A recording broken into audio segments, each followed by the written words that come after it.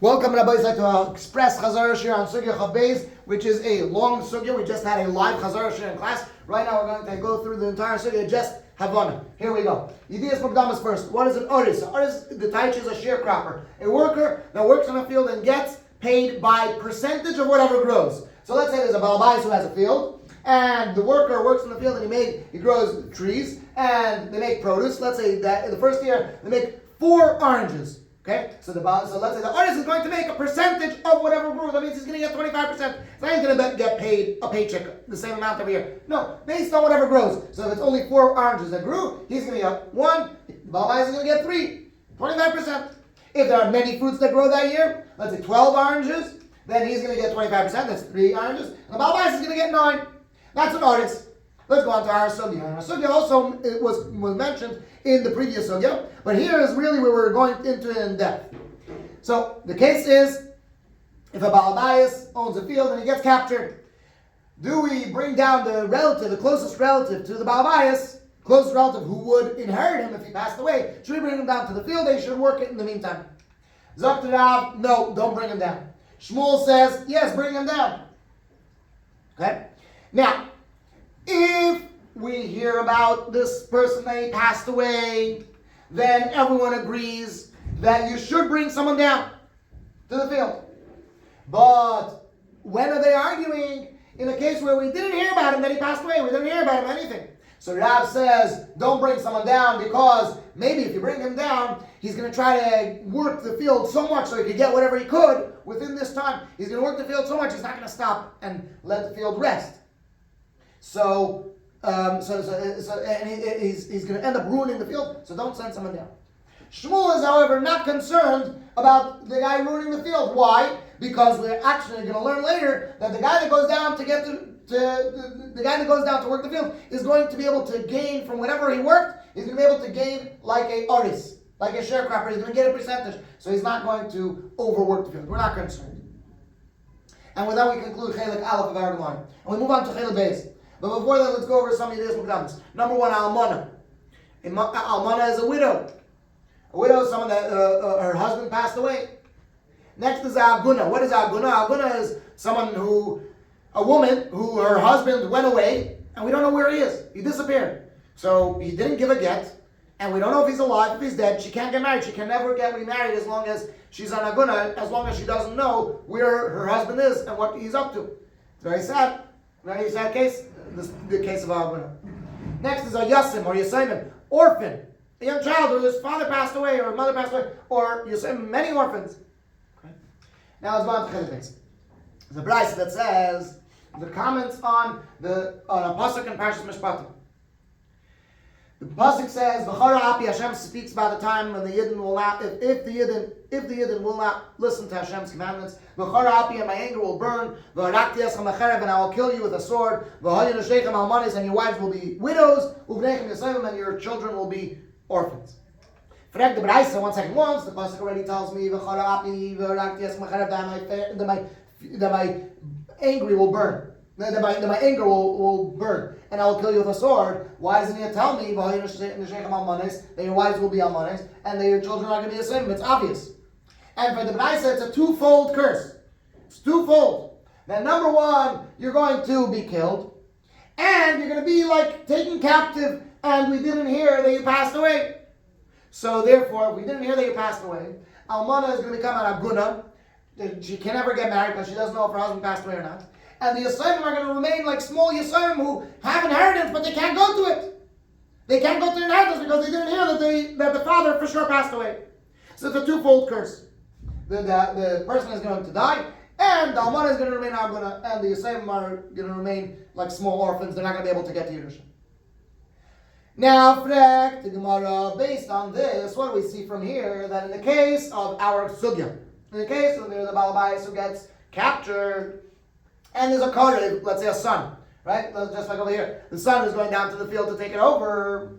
We learn from here that Ein Mouridin, we don't bring someone down. So this is a Kasha on Shmuel. And for the Gemara, what does it mean that he's not allowed to go down to the field? What does it mean in the brayso? He's not allowed to go down and sell it. Let it be limkar. He's not allowed to go down to sell it. But to work it, Mouridin, To work it, you're allowed to go down. Because when the father, if you don't know if the father died, you're not allowed to sell it, but you're allowed to go down and work the field. And with that, we go on to the next part of the Gemara. Still in Chelik Beis. In Hardai, it was actually a story that someone was captured and we didn't hear about him, that he passed away. And there was a question whether the relative went down to the field.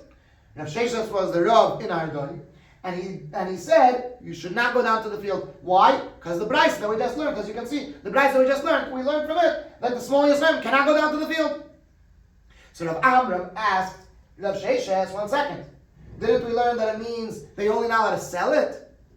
It means that you're not allowed to sell it. Not that you should go down to work it, just not to sell it, like we just answered. So Rav Sheshes fired back at Rav Amram. Maybe you are from Pompedissa, where in Pompedissa they try squeezing an elephant through the hole of a needle. You mamish try pushing things where they don't go, but they don't fit. It doesn't work like that. I'm sorry. You can't learn this way. You can't learn this way that this brayso means that you can't sell it. It means that you can't go at all. Why? It's just like Neshechem Almana is the same thing to B'nechem Yisrael. Same thing. Just like Almana, she's an Aguna entirely, and she can't get married at all. And the same thing is Simon. It's at all. They cannot go down to the field at all. Not to sell, not to work. So Rav Sheshes just answered back Rav Amram saying that no, this brayso means that you're not going to go down to sell at all, which that concludes according to Rav. And with that we move on to Chelik Gimel. So now in this case that we're talking about, where there's a Baal Bayis who gets captured and we didn't hear about him that he passed away, should we send down the Kariv to take care of his fields? So we learned that Rav says you should send someone down, and Shmuel says Rav says you should not send someone down, and Shmuel says you should send someone down. Comes our Chelik in the Gemara and says this is actually a machlokes Tanoim. Tanoi, we learned it in the brayso. What did we learn in the brayso? Now, before we continue, the brayso is worded in a very interesting order. So I'm going to explain everything in the order that the brayso says. So when you're learning Bifnim, it should be easier for you.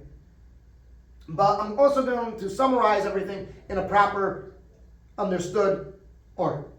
So, says the brayso, if there's a shavui, now, till now we use the term shavui, captive, okay? But now in the brayso we're going to use shavui for a specific type of captive, okay? So, now we need to redefine what shavui is, and the brayso is going to redefine for us what shavui means. But in the case of a shavui, in a case that someone's captured and he has fields, we send someone down to the field. Now the brayso actually uses the term of ein leitzin. If someone goes down, we don't take him away, which is a difference of lechatchila or b'diavad. Do we lechatchila send someone down, or b'diavad, if someone went down, do we take him away? So, but it means the same thing. The brayso says we send someone down, and if someone goes down, we don't take him out. Ein leitzin, we don't take him away from the field. We don't take the field away from him. Okay. Not only that, says the brayso, and again the brayso is going to explain what a shavui means in a moment. Not only that, even if you heard that the Baal Bayis is coming, Mamash Mishun is actualizing and coming, from the word Mamash, and the Kari, the relative, goes quick, and he gets whatever he could, he gains whatever he could, then he's Zayz in Iskan. He's quick, and he gains. Okay? Now, says the brayso, what is Shavui? What is the definition of Shavui? Shavui by Shemes. When someone goes to a faraway land, he doesn't come back, and they heard about him that he passed away. That is the definition of Shavui by Shemes. So to summarize that, in a case of a shavui, when someone goes to a faraway land and we hear about him that he passes away, the din is you're allowed to go down to the field, or you don't take him away from the field. You don't take the field away from him. Okay. Not only that, even once you heard that he passed away, even if you heard a rumor that he's coming, if you quickly go and gather whatever you could, you gained. You went quick and you gained. That is the first part of the brayso. Second part of the brayso, in the case of netushim. And again, the brayso is going to explain the definition of netushim soon. In the case of netushim, there's machlokes Tanakama, meaning Chachamim say that if the Kariv goes down, we take him away. We take it away from him. In other words, we don't send someone down. Might seem we take the field away from him, and anybody we don't send him down. Then says the brayso, what's the definition of netushim? The definition of netushim is if someone goes to a faraway land and we didn't hear about him that he passed away. We didn't hear anything. Okay? And then the Brisa continues, and the Rishon Gamliel says that Netushim is just like Shvoyim. And Netushim, you're able to go down to the field and we don't take it away from him. So he argues with Chachamim. Okay? He said, the wording that he uses is, Netushim are like Shvoyim, this is going to be important later. Netushim are just like Shvoyim, that he's allowed to go down to the field. Therefore, and that means that we don't take it away from him, he's allowed to go down to the field.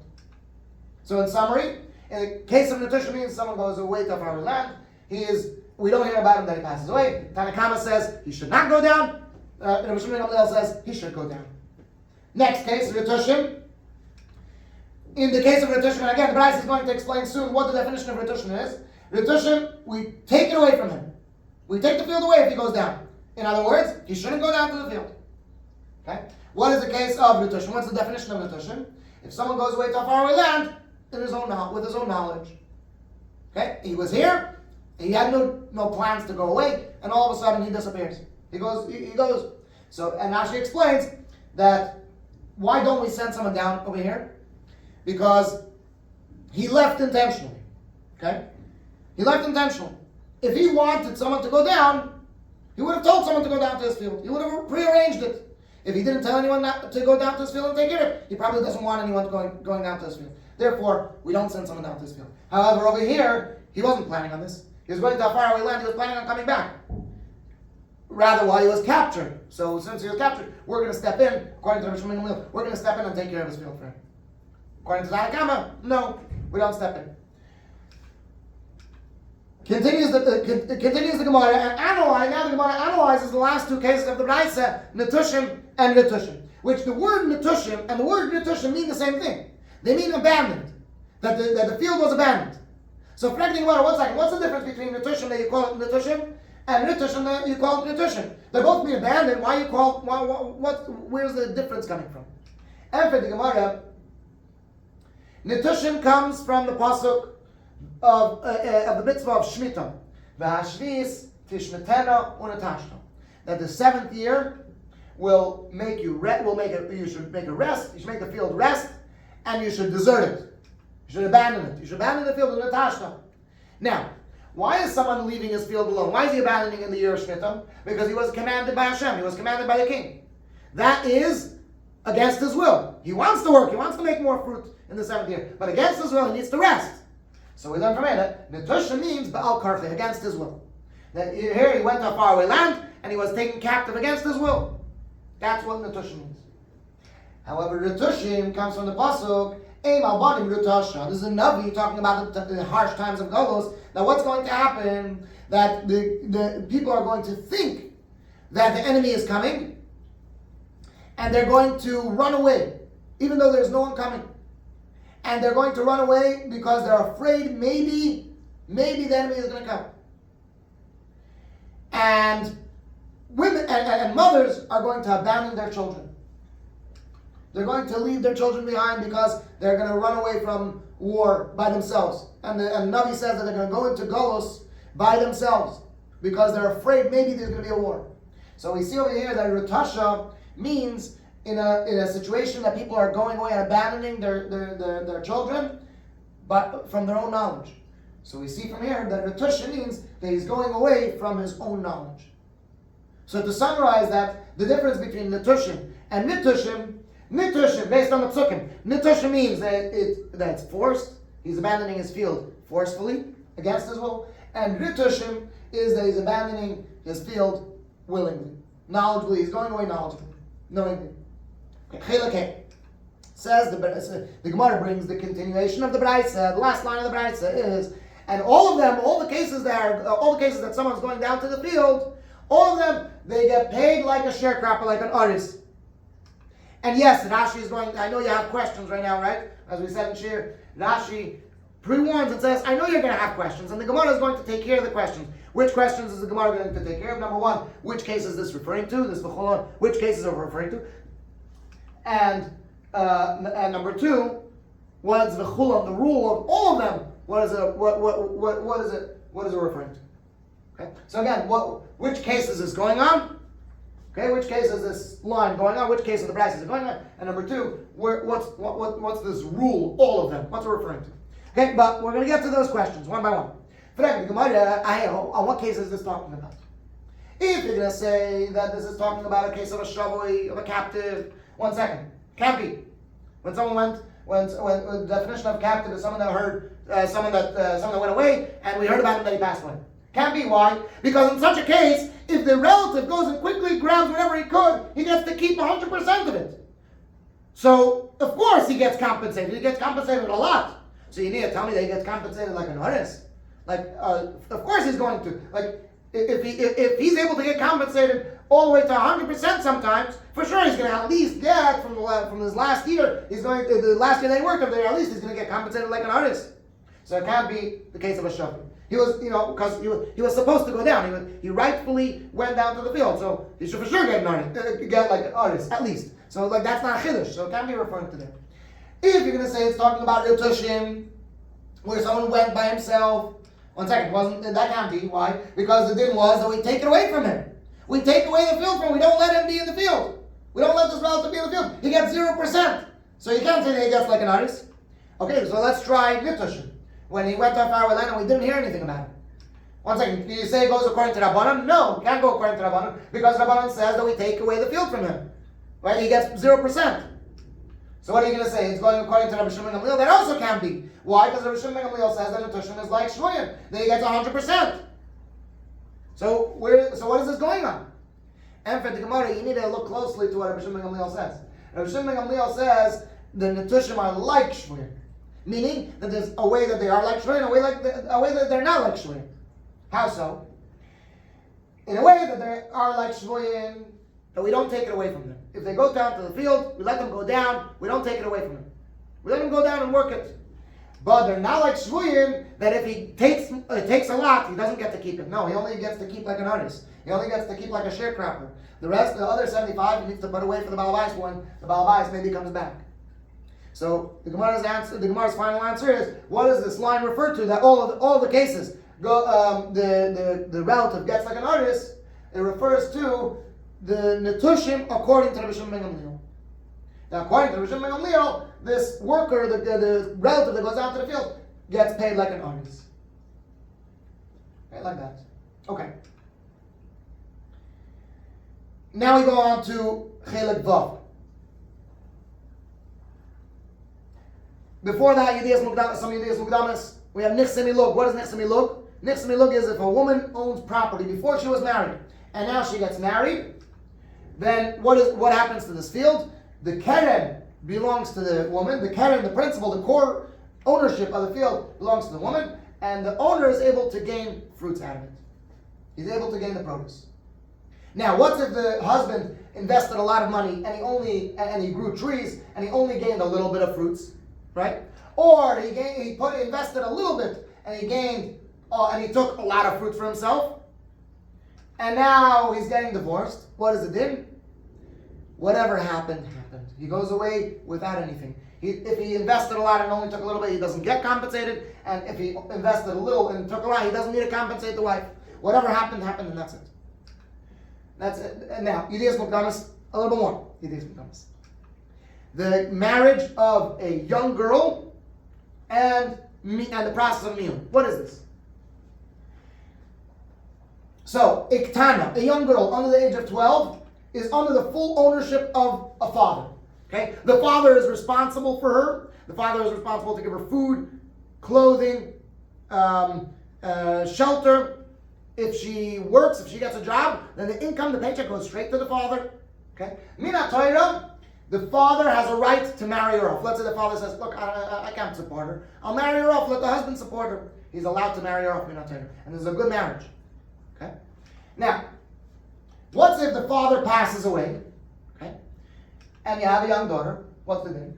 The mother and the brothers are able to marry off the young girl to someone else, but this whole marriage only takes effect midrabanan.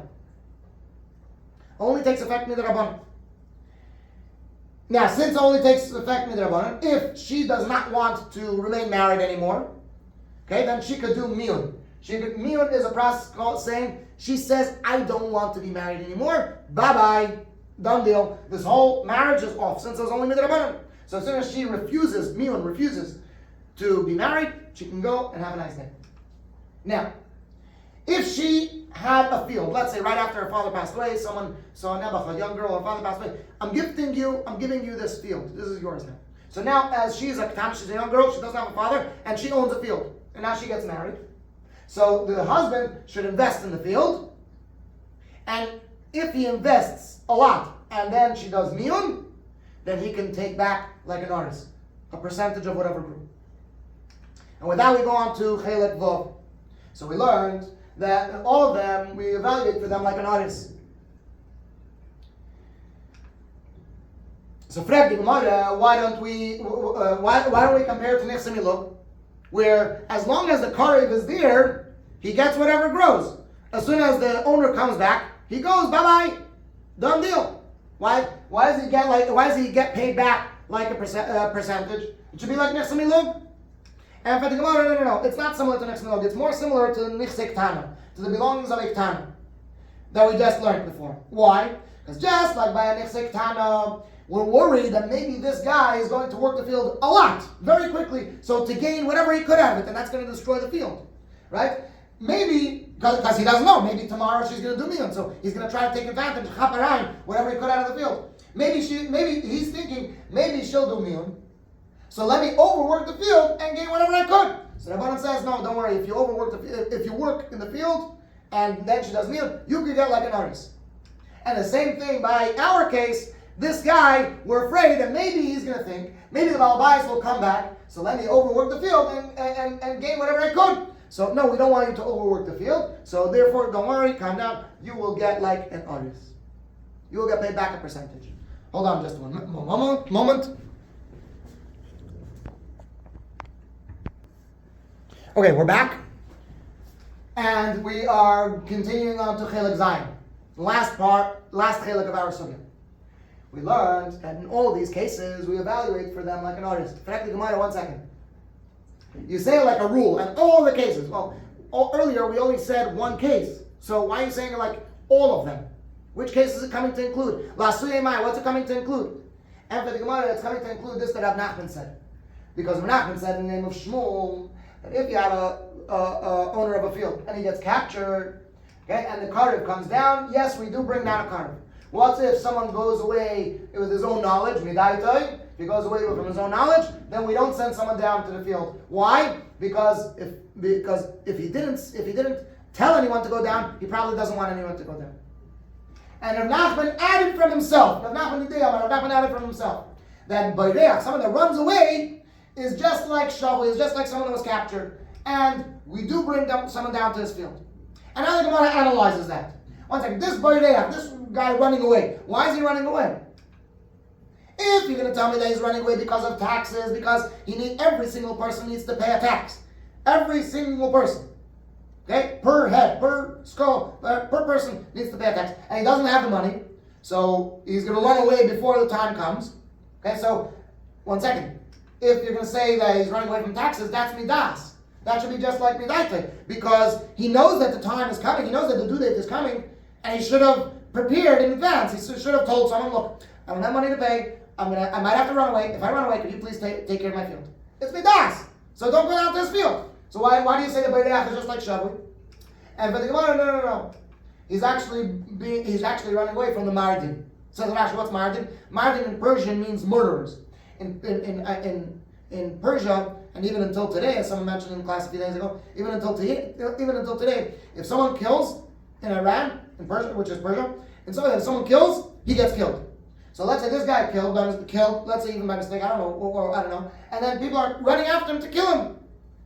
Okay, so he's running, so all of a sudden he doesn't have peace of mind, he doesn't have the calm space of mind to think, what about my field? Who's going to take care of it? He doesn't even ask, he's just running for his life. He's so overwhelmed and concerned.